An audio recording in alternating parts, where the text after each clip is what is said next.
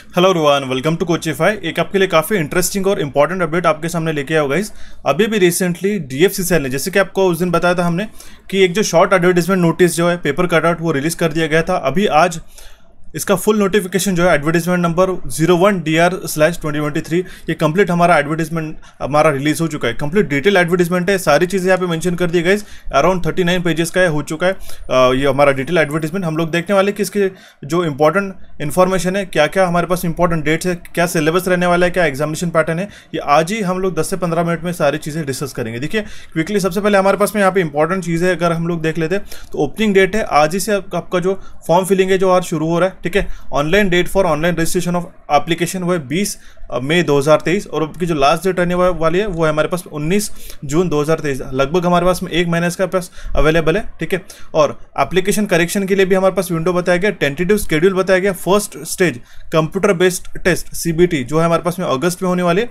लगभग आज से अगर हम लोग मान लेते हैं, आज की 20 मई है। ठीक है, तो अगर हम लोग जून भी पकड़ लेते हैं और जुलाई भी अगर हम लोग पकड़ लेते हैं तो 2 महीने हमारे पास में कंप्लीटली मिल जाते हैं, प्लस हमारे पास आज के 10 दिन। ओके, तो आज से अगर हम लोग कंसिडर करते हैं तो अराउंड 2 महीने 10 दिन हमारे पास कंसिडर कर सकते हैं। अगर हम लोग फर्स्ट वीक ऑफ अगस्त में इसका एग्जामिनेशन को एंटिसिपेट करते हैं, एक्सपेक्ट करते हैं तो ओके। उसी के बाद इसका जो टेंटेटिव शेड्यूल है हमारे सेकंड स्टेज सीबीटी 2 का, यहाँ पे 2 स्टेजेस रहने वाले हैं। मैं आपको कंप्लीट उसका नोटिफिकेशन बताऊंगा। सीबीटी 2 जो रहने वाली जो हमारे दिसंबर में रहेगी। ठीक है, आफ्टर अगस्त दिसंबर में आपका सीबीटी 2 रहेगा और कुछ ही जो पोस्ट के लिए हमारे पास में इसका computer based aptitude test CBAT। ठीक है, कंप्यूटर बेस्ड एप्टीट्यूड टेस्ट ये हमारा मार्च 2024 में होने वाला है। वो हमारा एक पर्टिकुलर पोस्ट के लिए वो भी मैं आपको बताऊंगा। ठीक है, अभी देखिए यहाँ पे क्लिक हियर टू अप्लाई बोल रहा है, तो जैसे भी आपको ये मैं आपको PDF आपको टेलीग्राम चैनल पे प्रोवाइड कर दूंगा, वहाँ पे आप क्लिक करके इसको अप्लाई कर सकते हो गाइस। ये सारी चीज़ें देखिए गाइस, हमारे पास में काफ़ी ample amount of time available है, मतलब हमारे पास एक महीना बाकी है। ठीक है, ठीक है, तो जल्दबाजी बिल्कुल मत करिएगा गाइस, क्योंकि इसका एग्जामिनेशन फीस काफ़ी ज़्यादा है। ठीक है, और अच्छी तरीके से इसका नोटिफिकेशन को पढ़ के ही आपके डाउट्स को क्लियर करके इसको अप्लाई करना होगा। अभी हम लोग हमारे नेक्स्ट पेज पे जाते हैं। ठीक है, यहाँ पे आप क्लिक करके अप्लाई कर सकते हो, कोई भी अनऑथराइज लिंक पे आपको क्लिक नहीं करना है। ओके, अब देखिए यहाँ पे हेल्प डेस्क का भी नंबर यहाँ पे उन्होंने मेंशन कर दिया। डिटेल्स है इसके पोस्ट की और इसका एसेंशियल क्वालिफिकेशन, ये काफ़ी इंपॉर्टेंट होता है, ये हमें सबसे पहले जानना। ओके, अगर हम लोग details of post and essential qualification की अगर हम लोग बात करते थे, हमारे पास सबसे पहले एग्जीक्यूटिव सिविल, जिसमें हमारे पास टोटल नंबर ऑफ वैकेंसीज है 50। ओके, इसमें क्या मांगा गया, 3 साल का आपका डिप्लोमा होना चाहिए सिविल इंजीनियरिंग में। ओके, और इसमें हमको 60% का आपको मिनिमम क्राइटेरिया मांगा गया, 60% आपको होना चाहिए, तभी आप इसके लिए एलिजिबल हो। डिप्लोमा होना चाहिए फॉर एग्जीक्यूटिव सिविल पोस्ट के लिए। टोटल नंबर ऑफ वैकेंसीज है 50। ओके, इसी के साथ हम लोग स्क्रॉल डाउन करते हैं, आप इसको कंप्लीटली देख लेना आपके अकॉर्डिंगली गाइस। ठीक है, एग्जीक्यूटिव इलेक्ट्रिकल के लिए यहाँ पे टोटल नंबर ऑफ वैकेंसीज 30 है। 3 साल का डिप्लोमा मांगा गया और इसमें क्या है, आपको 60% भी यहाँ पे भी एक कंडीशन पूछी गई। ठीक है, आपको मिनिमम 60% होना चाहिए, तभी आप इसके लिए एलिजिबल रहोगे गाइस। ठीक है, स्क्रॉल डाउन करते हैं हम लोग नीचे और तो यहाँ पे देखिए ये ऑपरेशन एंड बिजनेस डेवलपमेंट, यहाँ पे जो टोटल वैकेंसीज है, ठीक है, ये है हमारे पास 235, जिसमें ग्रेजुएशन मांगा गया with not less than 60% mark from a recognised university और इंस्टीट्यूट। इसमें लिए एक बेसिक ग्रेजुएशन मांगा गया और इसमें भी क्राइटेरिया हमारे पास में 60% का। ठीक है, तो ये बात ध्यान में रखिएगा। इसमें टोटल इसका जो वर्टिकल रिजर्वेशन, हॉरिजॉन्टल रिजर्वेशन यहाँ पे बताया गया, आपके अकॉर्डिंगली आपकी जो भी कास्ट होती है, आपके अकॉर्डिंगली आपका जो भी कैटेगरी में आप बिलोंग करते हो, OBC ST अनरिजर्व्ड में या फिर EWS में, तो उसके अकॉर्डिंगली बाइफर्केशन यहाँ पे बताया गया, तो उसको आप चेक कर सकते हो। स्क्रॉल डाउन करते हैं हम लोग गाइस नीचे, यहाँ पे एग्जीक्यूटिव फाइनेंस के लिए जो टोटल वैकेंसीज है हमारे पास है 14। इसमें 3 साल का बैचलर डिग्री मांगा गया कॉमर्स में, जिसमें हमारे पास में 60% का एक एसेंशियल क्वालिफिकेशन है। ठीक है, ओके, अगर हम लोग स्क्रॉल डाउन करते हैं और नीचे तो हमारे पास में एग्जीक्यूटिव ह्यूमन रिसोर्स में टोटल वैकेंसीज है यहाँ पे 19 वैकेंसीज। इसमें हमारे पास 3 साल का बैचलर ऑफ बिजनेस एडमिनिस्ट्रेशन, ठीक है, bachelor of BBA, that means BBA के जो हमारे पास में कैटेगरी रहती है। ठीक है, bachelors of business administration, bachelors of management studies BMS HR personal management में। ठीक है, इसमें भी 60% का ये आपको क्राइटेरिया पूछा गया है। ठीक है, आपको 3 साल का BBA का डिग्री होना चाहिए, ये कंपलसरी है इसके लिए, HR के लिए। यहाँ पे टोटल नंबर ऑफ वैकेंसीज है 19। ठीक है, आप देख सकते हो बाकी गाइस। ठीक है, हम लोग क्विकली गो थ्रू कर लेते हैं। नेक्स्ट हमारे पास में जो वैकेंसीज है वो हमारे पास IT की, इंफॉर्मेशन टेक्नोलॉजी की, जिसमें टोटल नंबर ऑफ वैकेंसीज है 6। इसमें 3 साल का हमारे पास दिखेगा, ये इंपॉर्टेंट है। ठीक है, हम लोग स्क्रॉल डाउन करते हैं एक बार नीचे।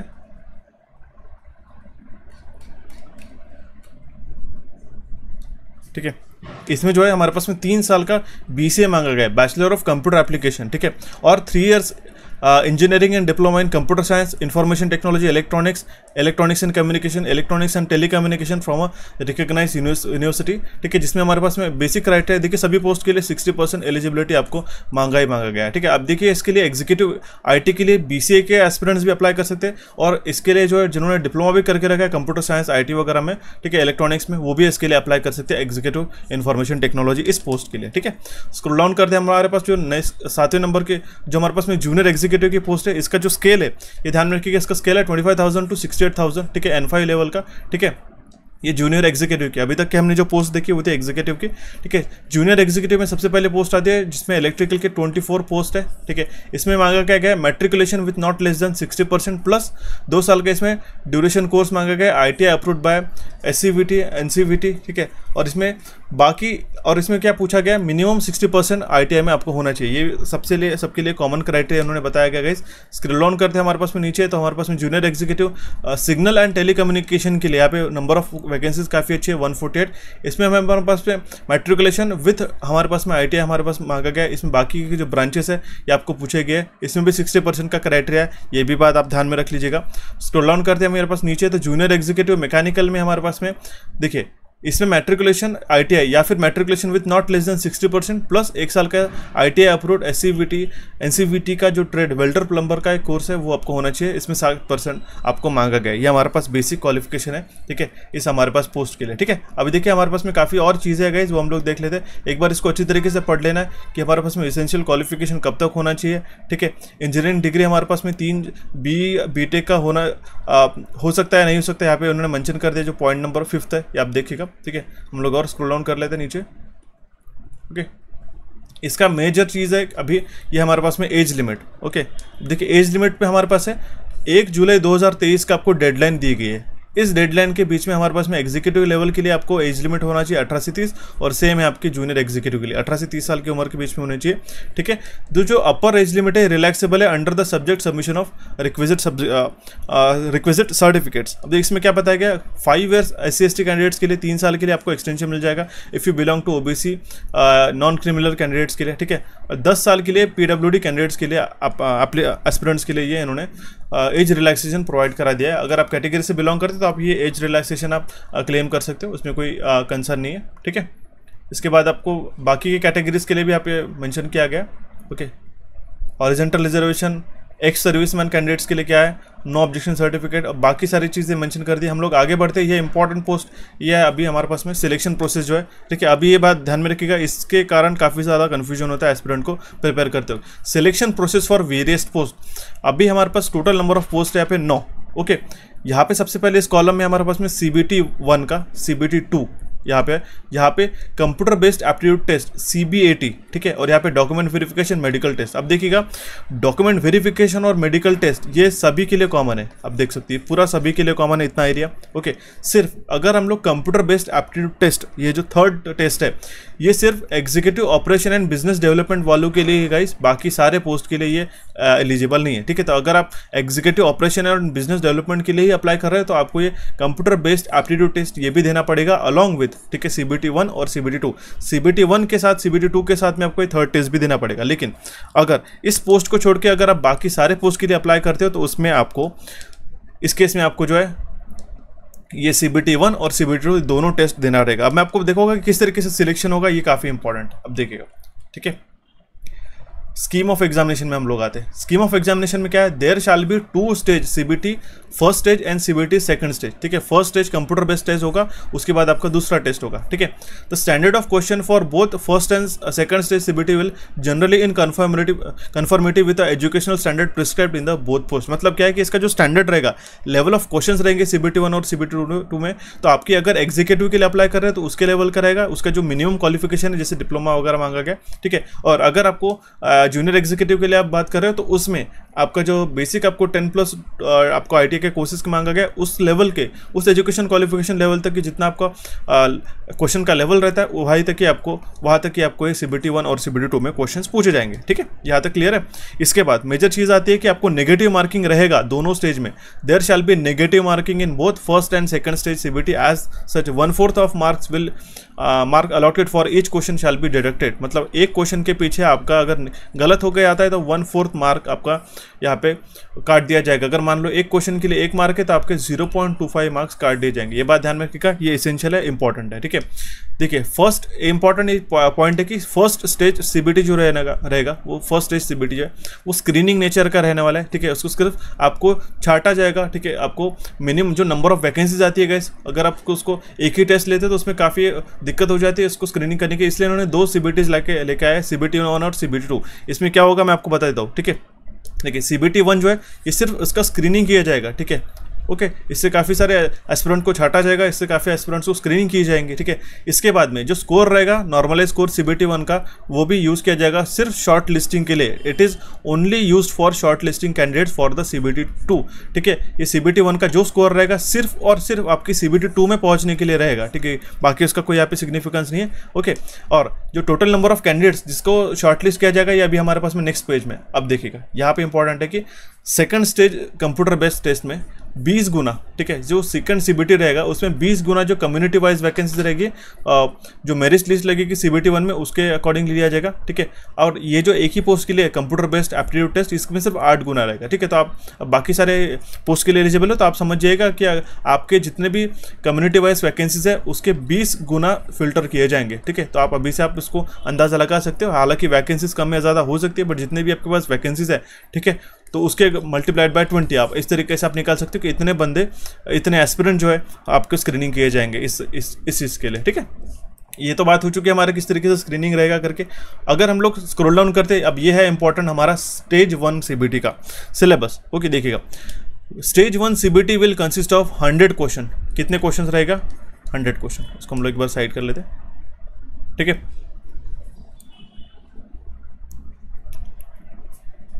ठीक है,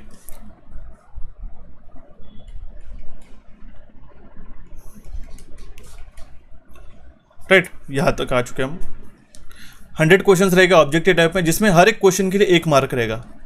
ठीक है, हर एक क्वेश्चन के लिए 1 मार्क रहेगा, करेक्ट। इसके बाद में इसका जो ड्यूरेशन रहेगा ये जो रहेगा कंप्लीट हमारा 90 मिनट का। ये रहेगा हमारे पास में 90 मिनट, और क्वेश्चंस कितने हमारे पास में? 100 क्वेश्चंस। ठीक है, 120 मिनट दिया जाएगा पर्सन विद डिसेबिलिटी के लिए। ठीक है, तो देखिए फर्स्ट स्टेज CBT में आपको क्या क्या पढ़ के जाना है। सबसे पहला टॉपिक है हमारे पास में मैथमेटिक्स या फिर न्यूमेरिकल एबिलिटी हम लोग इसको कहते हैं। नेक्स्ट है हमारे पास में जनरल अवेयरनेस, जिसमें हमारे पास में नंबर ऑफ क्वेश्चन है 15। ठीक है, देखिए मैथमेटिक्स न्यूमेरिकल एबिलिटी में हमारे पास में जो नंबर ऑफ क्वेश्चन है वो ज़्यादा है, 30 क्वेश्चन है। जनरल अवेयरनेस में 15 क्वेश्चन है। जनरल साइंस में 15 क्वेश्चन पूछे जाएंगे। लॉजिकल रीजनिंग या फिर जनरल इंटेलिजेंस में आपको 30 क्वेश्चन है। ठीक है, उसके बाद में नॉलेज अबाउट रेलवे DFCCL, इसका ऑलरेडी हमने सेशन बना के रखा गया। ठीक है, इसके जो 10 आपको क्वेश्चन रहेगा, ऐसे मिलाते हुए आपके टोटल 100 क्वेश्चन रहेंगे।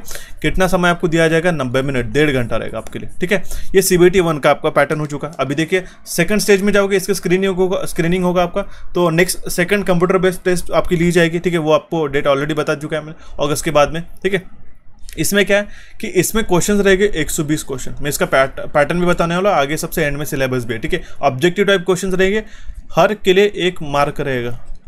ठीक है, हर एक क्वेश्चन के लिए 1 मार्क दिया जाएगा आपको। ठीक है, एंड ये कितना मिनट का है? ये 120 मिनट का है। ठीक है, 120 क्वेश्चन है और 120 मिनट, मतलब 2 आवर्स का ये वीडियो, ये हमारा कंप्लीटली पेपर रहने वाला है। ठीक है, और इसका जो इंडिकेटिव सिलेबस है एनेक्सर 4 में हमारे पास बताया गया है, वो भी हम लोग देखेंगे। Okay, if the question paper consist of more than 1 section then there will be no sectional cut off in case of CBT। Okay, ये हमारे पास में उन्होंने मेंशन करा दिया गया। अब देखिए गाइस, हम लोग और स्क्रॉल डाउन करते हैं। ओके, इसमें किस तरीके से आपको फिल्टर आउट किया जाएगा यह सारी चीज़ें बताई गई है, बट ये आप ध्यान में रखिएगा CBT 1 में आपको 100 क्वेश्चन रहेंगे।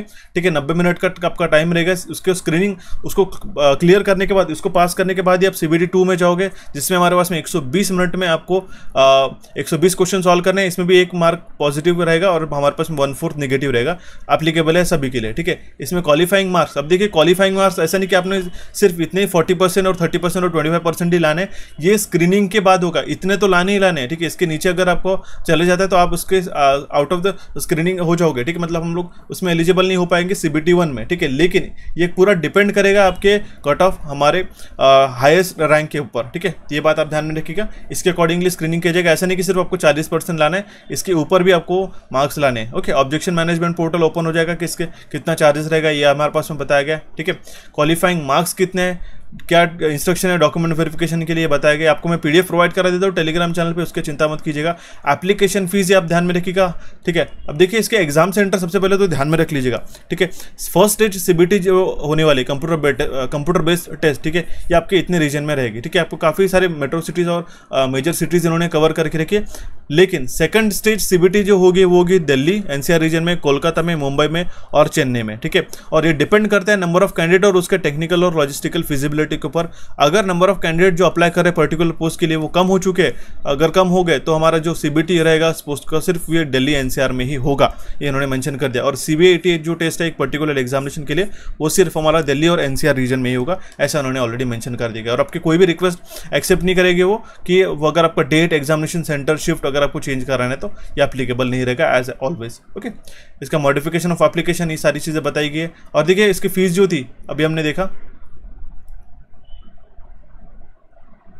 देखिए इसका फीस जो था ये था हमारे पास में 1000 रुपीज़। आप देखिएगा यहाँ पे, ओके। इसका कंप्लीटली फीस है 1000 रुपीज़। किसको एग्जाम्शन दिया गया ये यहाँ पे पॉइंट नंबर बी में इन्होंने मेंशन करा दिया गया, ओके। स्क्रॉल डाउन करते हैं हम लोग और नीचे बाकी इंस्ट्रक्शंस है, एडमिट कार्ड किस तरीके से रिलीज किया जाए, जनरल इंस्ट्रक्शंस है, ये सारी चीज़ें। अभी हम लोग इंपॉर्टेंट हमारे सिलेबस की ओर बढ़ते गए, वो थोड़ा अच्छी तरीके से देख लीजिएगा, वो काफ़ी इंपॉर्टेंट है हालांकि, ठीक है। अब देखिए यहाँ पे था हमारे पास में indicative syllabus for various post. 120 question रहेंगे हमारे सीबीटी 2 में, ठीक है, जान लीजिएगा।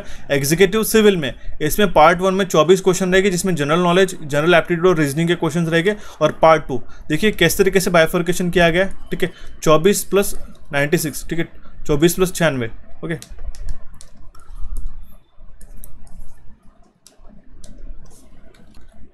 ठीक है, हम लोग इसको एक बार एरेज कर देते। 24 + 96 ऐसे 120 क्वेश्चन आपको रहेंगे, ठीक है, जिसमें 24 आपके नॉन टेक्निकल के हैं और 96 आपके टेक्निकल डोमेन लैंग्वेज के लिए। मैं आपको कंप्लीट सिलेबस गो थ्रू नहीं करता, आप इसको एक बार देख लीजिएगा क्योंकि काफ़ी सारे पोस्ट है हमारे पास में और उसके अलग अलग है, ठीक है। अगर हम लोग पर्टिकुलर इलेक्ट्रिकल के लिए वगैरह बात करते हैं, सिविल के लिए बात करते हैं, तो यहाँ पे सिलेबस बताया गया है, ठीक है। Power transmission, distribution, circuit analysis वगैरह है एग्जीक्यूटिव के लिए, ओके। इसी के बाद हम लोग स्क्रॉल डाउन करते हैं, जूनियर एग्जीक्यूटिव के लिए हमारे पास में सेम आपको देखिए जूनियर एग्जीक्यूटिव के लिए यहाँ पे डिफरेंट है। 60 क्वेश्चन रहेगा यहाँ पे general knowledge, numerical ability, aptitude, reasoning, general science के ऊपर, और 60 क्वेश्चन रहेंगे हमारे पास में electrical circuit, field, signal and system, machines, power system के ऊपर, कंट्रोल सिस्टम के ऊपर, ये सारे आपको बताया गया। एनालॉग, डिजिटल, इलेक्ट्रॉनिक्स से पावर इलेक्ट्रॉनिक्स एंड ड्राइव, ये सारे टॉपिक के ऊपर रहेगा, ठीक है। ये यहाँ पे इन्होंने मेंशन कर दिया। उसी तरीके से जूनियर एग्जीक्यूटिव मैकेनिकल के लिए अब देखिए हम लोग एक एग्जीक्यूटिव की अगर हम लोग बात करते थे, यहाँ पे 24 और 96 ये आपको बाइफर्केशन किया गया, मतलब 24 और 96 का आपको क्वेश्चन पैटर्न है, ठीक है। और एग्जीक्यूटिव की बात करते हैं तो 60 क्वेश्चन है, ठीक है, जूनियर एग्जीक्यूटिव के लिए। तो ये बात आप ध्यान में रखिएगा इस तरीके से। अब यहाँ पे किस तरीके से अप्लाई करना है आपको, स्टेप 1 स्टेप 2 में रजिस्ट्रेशन कैसे करना है, ये सारी चीज़ें बताई गई है, ठीक है। यहाँ पे अच्छी तरीके से उसको बार पढ़ लेना, आपकी फोटोग्राफ की साइज़ क्या होना चाहिए, ठीक है। एक बार उसका जो प्रॉपर आपका कितने पिक्सल का फोटो होना चाहिए एक बार यहाँ पे देख लीजिएगा, ठीक है, क्योंकि इसमें काफ़ी कबार गलती होती है और हमारे पास फॉर्म फिलअप नहीं हो पाता है। इसके स्टैंडर्ड के अकॉर्डिंगली फिलअप कीजिए, क्योंकि एग्जामिनेशन में काफ़ी कबार क्या होता है, सिग्नेचर वगैरह प्रॉपर नहीं आने के कारण आपको रिजेक्ट कर दिया जाता है। तो ये बात आप अच्छी तरीके से नोट डाउन करके फॉर्म अप्लाई कीजिएगा, ठीक है। ये सिलेबस का जो प्रिंट है हम लोग एप्लीकेशन के पेपर भी आपको प्रोवाइड करा देंगे, ठीक है, और आप यहाँ पे PDF के माध्यम से भी देख सकते हो। इसको अच्छी तरीके से ही आपको नोट डाउन करके प्रिपेयर करना होगा गाइस एग्जामिनेशन में। इसके बियॉन्ड अगर आपकी कोई भी क्वेरी आती है तो प्लीज़ हमसे कमेंट बॉक्स के माध्यम से कमेंट करके बताइएगा। मैं आपको इसके रिलेटेड और कौन से सेशन चाहिए, जैसे जनरल अवेयरनेस हो गया, जनरल नॉलेज हो गया, वो भी आप हमें कमेंट बॉक्स के माध्यम से कमेंट करके बता सकते हो। जितना भी आपका क्वेरी होगा वो हम लोग रिजॉल्व करने की कोशिश करेंगे जल्दी से जल्दी, और हम लोग इसके ऊपर मैक्सिमम सेशन हम लोग आपको प्रोवाइड कराने की कोशिश करेंगे। पिछले साल भी जैसे 2021 में हमारे पास में जितना भी आपको रिक्रूटमेंट आया था उसके लिए हम लोग काफ़ी अच्छी तरीके से टेक्निकल नॉन टेक्निकल सेशन आपको ऑलरेडी प्रोवाइड करा चुके हैं, चाहे वो इलेक्ट्रिकल के हो चाहे वो नॉन टेक्निकल के हो। कोचिफाई और इलेक्ट्रिकल इंजीनियरिंग के ऊपर काफ़ी सारी चीज़ें हमारे पास अवेलेबल है, तो आप उसका डेफिनेटली फायदा उठा सकते हो। और अगर आपको प्रीवियस ईयर क्वेश्चंस को जानना होगा कि किस तरीके से 2021 वगैरह में अलग अलग पोस्ट के लिए जो नॉन टेक्निकल में क्वेश्चंस पूछे गए थे इसका क्या लेवल था, ये अगर आपको जानना होगा तो ये भी हमें कमेंट बॉक्स में कमेंट करके बताइएगा, हम लोग इसका भी सोल्यूशन आपको प्रोवाइड करा देंगे। सो आई होप आपको ये इंपॉर्टेंट अपडेट समझ में आएंगे गाइस, ये डिटेल नोटिफिकेशन समझ में आएगा।